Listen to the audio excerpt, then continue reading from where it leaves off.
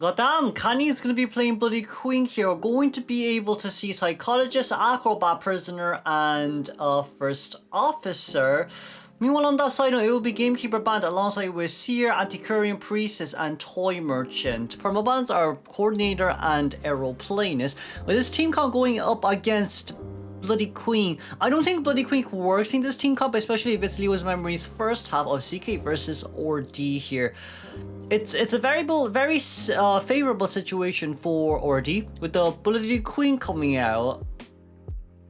We do have only one flywheel on the Prisoner and everyone else has Windows previews, but that's fine. That's overall fine. Psycho can counter you. Prisoner can just stay up in 2-story, and then like First Officers, maybe First Officer might be in a little bit of danger, but then the moment you rotate over, that's going to be the pocket watch immediately utilized by the First Officer. But also, here we do see Trump Card Detention alongside with Wanted Order, Nostalgic, and Berserker X Rage. With that in mind, Woogie as the Psycho here will be going up immediately going up the stairs, and of course with the Prisoner Link there as well with his Cypher Machine transmission. Seems like Prisoner has already rotated pretty far away from this area too. For Psycho, it's not too bad. For Psycho, it's honestly speaking not too bad. We're gonna try and go back in towards Factor right now, but we're gonna loop backwards here as well, trying to see if we can get any sandwich situation. But sadly, that mirror will be running a tiny bit short compared to usual. Now, Windows Previews isn't already, but there's still another palette nearby as well. We're gonna blink open here instead, and I do think this blink open will allow us to at least get behind the palette, and BQ might be able to use a mirror to take it away. We should be able to take it away. Okay, not too bad as the stream quality decides to go down once again for no goddamn reason. But of course, with the Psycho going down here, I do think the slight issue was Windows Previews wasn't ready at the time. I do think that is a small issue as we are going to be lagging once again. I don't know why, but we are lagging. It's a little bit annoying, but we are lagging. And turn off the Wi-Fi situation here as well, because it shouldn't be lagging. I do be praying that it shouldn't be lagging. But anyways, aside from that, this should refresh pretty fast. And yep, we're back now in towards the game. Okay then, so with Bloody Queen here, what we have to start thinking about is how to play mid to end game. Because yes, you did get Psycho down with Blink, but it's still 100 seconds in towards the game. Okay, we're gonna do a full refresh. Now then, as I was saying, Psycho did get a 60-second, well, Psycho did get a blink out as well, but we wasted a lot of time early game for Bloody Queen looking for the right targets to chase, which is another slight issue here. Accelerated decoding should be starting in 90 seconds as well, and with the First Officer coming in without even using a pocket watch is kinda scary, because that means First Officer can come in once again later on as well. For now, well, First Officer probably wouldn't because you don't want to give a double down. For now, on CK side, Kanye's going to try to look for Dunkai here, but if you do still decide to do that, we're going to be able to get a 10% movement speed boost out immediately from the pocket watch, and I guess, you know, that's just the way it goes. That is really just the way it goes. Right now, yes, we might be forced to use up our pocket watches, but First Officer is now in factory decoding that last Cypher machine there as well. Seems like Acrobat's going to make his way in, but I feel like for Acrobat, if he does decide to come in, you will have to at least start considering, I say we could start considering selling here. I don't think rescuing is a good option, unless you can get a no damage rescue, but if we're gonna come from the back, it might be a little bit more different. That's no hit on towards FO, and of course Acrobat, no damage rescue here immediately on towards Psycho here. Psycho had stress. Oh, I didn't realize. Oh, Psycho had, oh, I didn't know. I genuinely did not know. I genuinely speaking did not know Psycho still has stress. I thought stress was over. Wait a second. Can we just go back real quick? Oh my god, the stress was hitting under the text. Oh, the stress was hidden under the text. That's so unfortunate. That is really, really unfortunate how the stress was hidden under the text. Now that's 2 hits on this Psycho as well. Oh no. Oh no. Oh my lord, there was stress. That is actually really bad. Probably like 0.5 second stress remaining. We did not get a hit over. That means we do have to swap over right now and tank the normal hit. But even with this normal hit on mind, Acrobat is nearby. For what reason are you here? I don't know why we were there. I don't know why we were there. I don't know why we were there. I think he probably would just want to take the normal hit and then let Psycho pull away in towards Factory. As we do see here as well, we're still holding on towards the red ball. Sai's looking around. We're going to be able to get out of the area, and there is... We could fireball here. Yeah, okay. But the Cypher machine is going to be primed the moment we vault over towards the other side. Acrobat can force heal. Acrobat can 100% force heal. And the Cypher machine will be popped. And let's congratulate the 4-man in the game here from Survivor's side. For Psycho right now, against the Bloody Queen, without any items remaining on her hands, there's still 10 seconds left until Mirror is ready.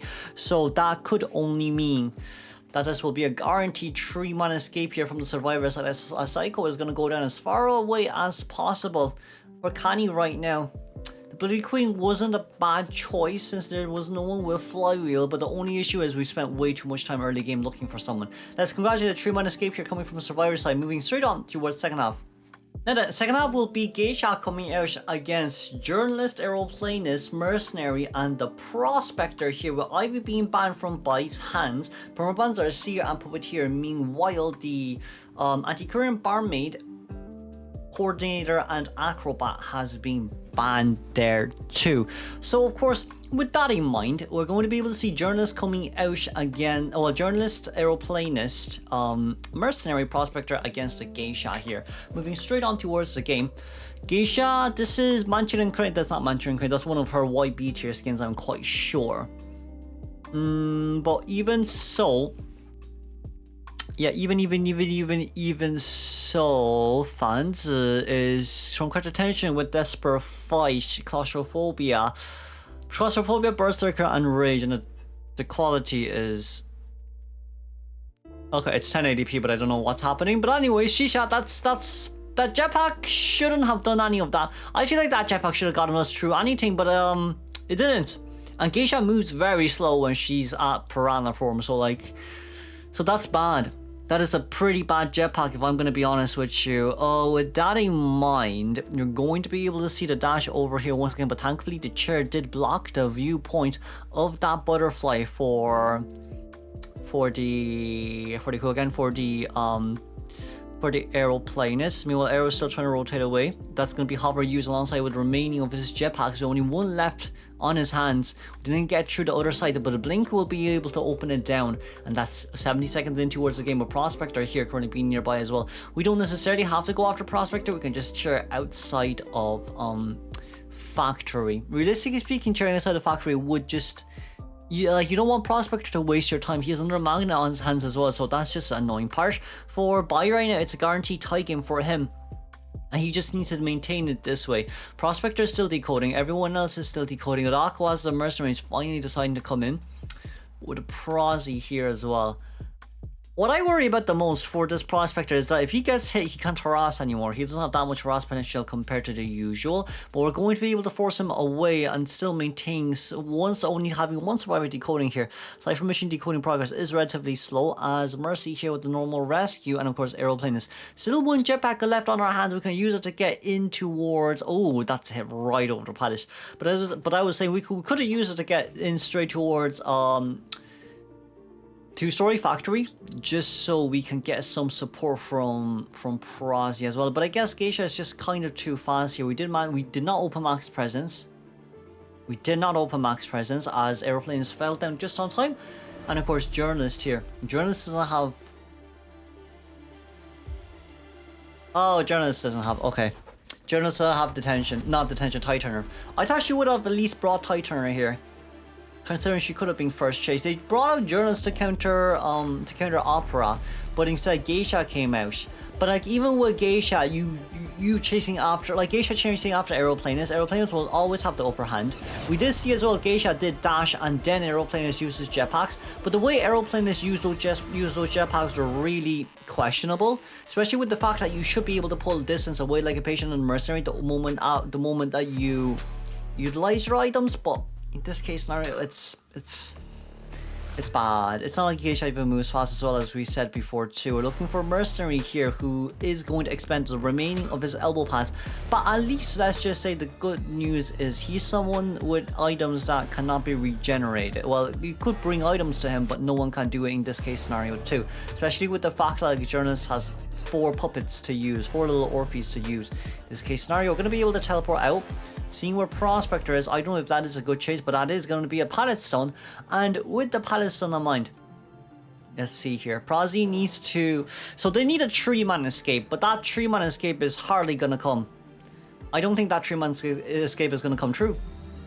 That's just a surprising part of it all. I don't think it'll come true for Prozzy right here, as we do get the pushback. Not enough. Not enough. From my point of view, it's really not enough. But from the survivor's point of view, on the other hand, we are going to be able to get a hit. Right, we're still waiting around here looking at where not Psycho, Journalist is. But Journey, 6 seconds, I guess against Geisha it doesn't really matter. I guess against Geisha, when you recover, you attack fast anyways, and then she can dash up towards you, it doesn't matter. But for Sculptor, on the other hand, haha, time for me to cry. We got to hit right over the pallet on Merc.